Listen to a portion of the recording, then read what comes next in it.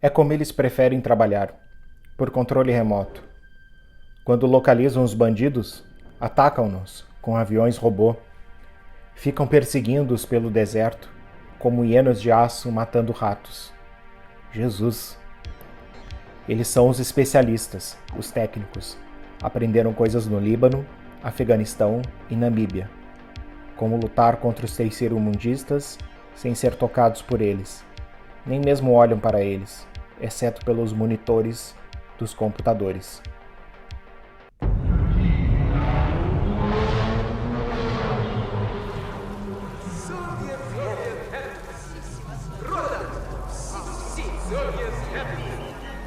A reflexão sobre os drones já não é mais exclusividade da ficção científica, né? Como a gente falou na resenha anterior, né, desse livro aqui de 1960, do Philip K. Dick, que mostrava uma ditadura mundial perseguir os dissidentes usando drones, né?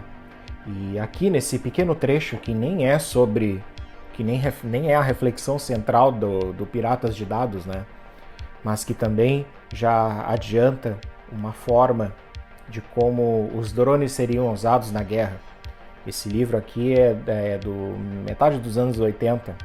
Hoje em dia o drone é uma realidade que inclusive ajuda a determinar uma política de Estado, né? E hoje a gente vai falar sobre a teoria do drone do filósofo francês Grégory Chamayou. Não sei se eu falei certo, vou chamar só de Grégory Chamayou. E ele desenvolve uma análise bastante consistente do drone como arma. Esse livro ele era da antiga coleção da Kozak Knifeil. Vou colocar a capa na tela porque eu só tenho a versão digital dele. Bem, a gente vai ter nesse livro uma análise bastante consistente, desde as contradições iniciais do uso do drone como uma arma até as concepções de Estado que ele inclusive pode remodelar a partir do seu uso, né?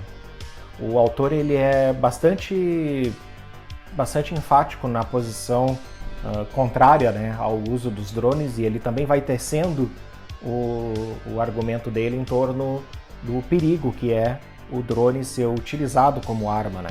Bem, o Chamayou ele vai tecer as ideias dele em torno do drone como uma arma por ele ser uma arma desumana, né? No sentido de que ele priva o adversário de um combate frente a frente, assim como as guerras eram travadas antes, né? Mas ele deixa bem claro que ele não está fazendo uma apologia à forma antiga, nem por questão de honra, nem por nada. A questão é que o uso do drone como arma, ele cria umas assimetrias no combate que acabam tornando as coisas perigosas demais, né? A assimetria mais óbvia é, como a gente já falou, né, e como o trecho do livro do Bruce Sterling mostra, né, que se cria uma disparidade tão grande entre o operador do drone, que não tem como ser atingido, enquanto uma vez que se o drone for destruído, ele causa apenas perdas materiais, não causa em perdas de vidas, né? Ele transforma a zona de combate em uma caça, né? E a outra, ela se esconde, né? Ela usa de um jogo de argumentos para defender o uso do drone, porque geralmente os defensores eles enaltecem a ideia de que a partir de um momento em que a gente não vai ter mais baixas dos soldados, a guerra se torna mais segura pro nosso lado, né, do defensor, né. No caso a gente está falando geralmente os defensores são militares americanos, né, que argumentam e escrevem sobre o assunto, né. Só que o que eles não falam ou preferem esconder é que o drone, para preservar a vida do soldado, do operador do drone, ele acaba aumentando muito o número de mortes civis do outro lado, né? Porque para você preservar o operador do drone, acaba tendo uma perda em precisão dessas armas, né? Mas acontece que a partir daí a gente tem uma inversão de valores, né? Porque antes a gente tinha os soldados como alvos um do outro e os civis colocados como prioridade para ser preservado, inclusive do outro lado, né?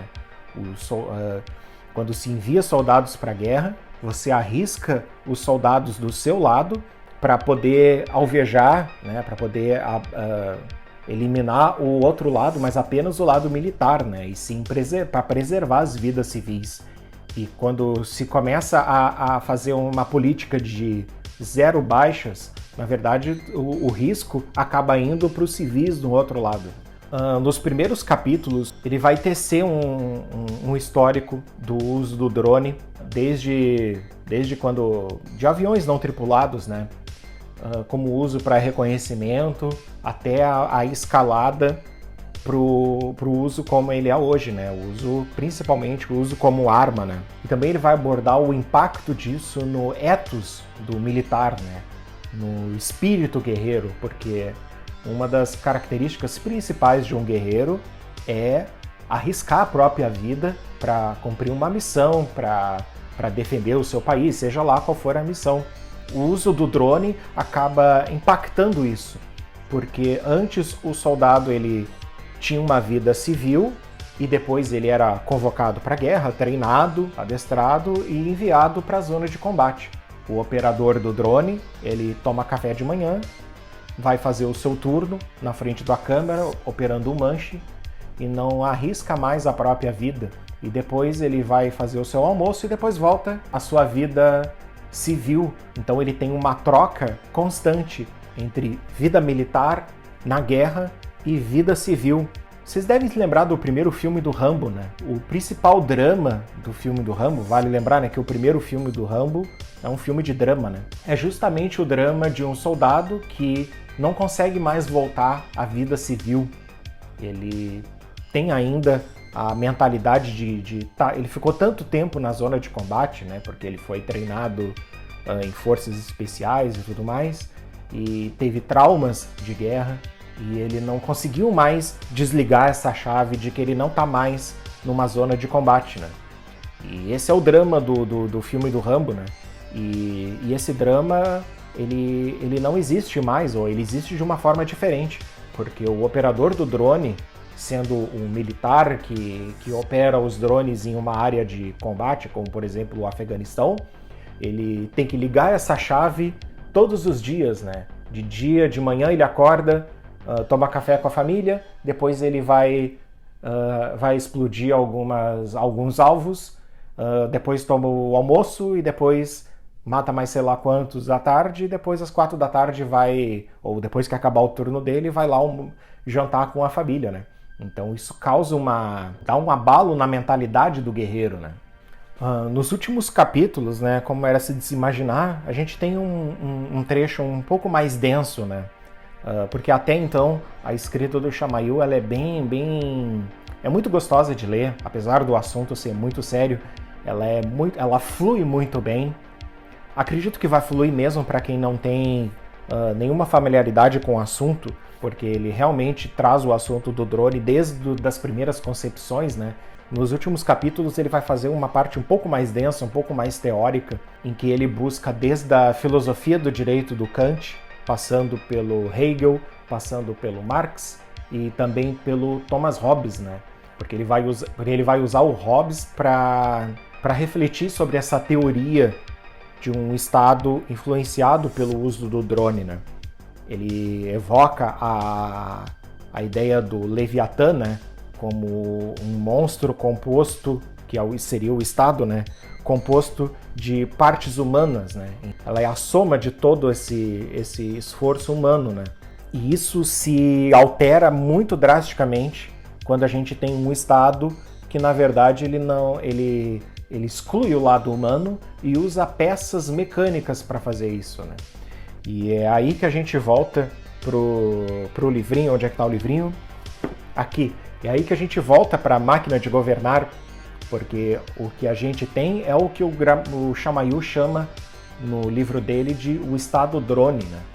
Que é um Estado que ele não mais usa o elemento humano para vigiar um ao outro, para caçar um ao outro, para caçar dissidentes, para caçar inimigos, ele usa cada vez mais a automatização, né? E a máquina de governar, ele traz uma extrapolação terrível disso, né?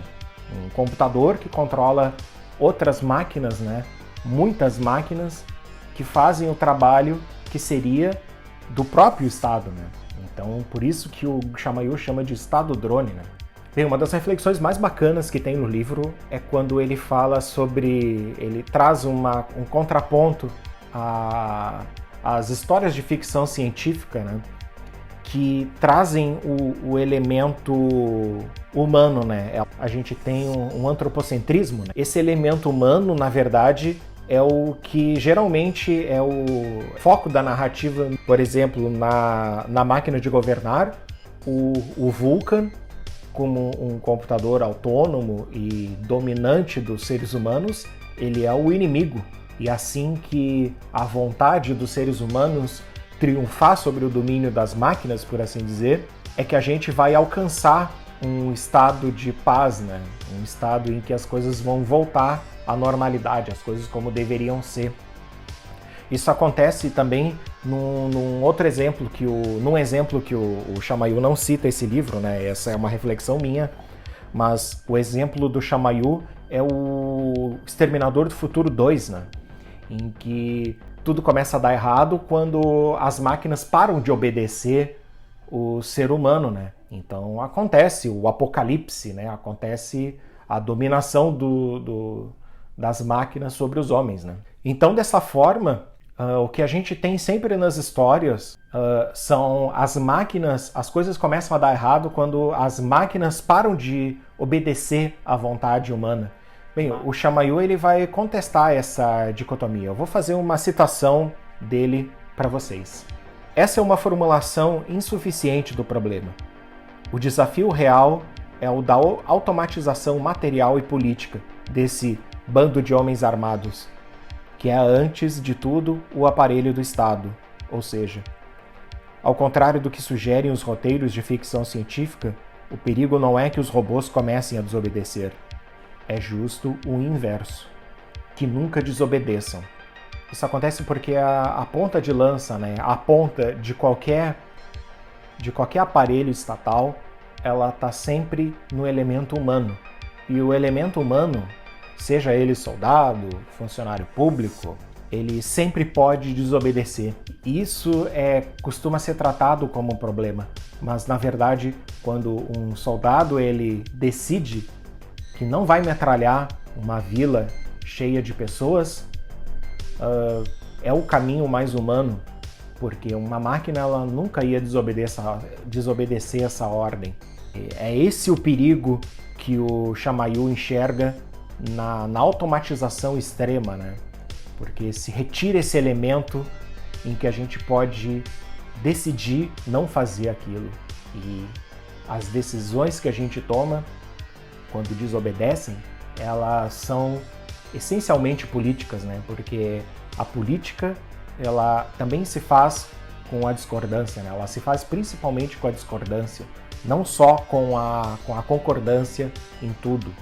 É isso que faz com que as ditaduras nunca perdurem para sempre, né? E a teoria do drone, de uma maneira geral, ela é um livro bem fácil, ele é envolvente, né? O autor ele tem uma clareza que deixa o texto dele muito agradável. Talvez o leitor, dependendo da intimidade que tenha com conceitos mais pesados, com evocação de autores como Hegel e Kant, que realmente não são fáceis para ninguém, né? Vai conseguir ler e conseguir entender o grosso do argumento, né? Até porque se você não entender Hegel e Kant, não tem problema nenhum, tá tudo bem também. Então é isso aí, pessoal. Até o próximo vídeo.